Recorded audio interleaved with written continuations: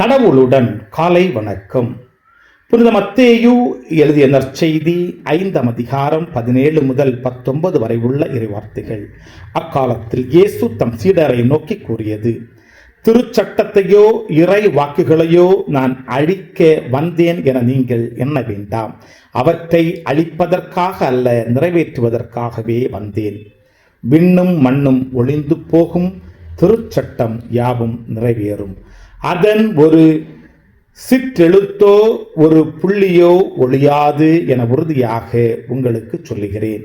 எனவே இக்கட்டளைகளில் மிகச் சிறியது ஒன்றையேனும் மீறி அவ்வாறே மக்களுக்கு கற்பிப்பவர் விண்ணரசில் மிக சிறியவர் என கருதப்படுவார்.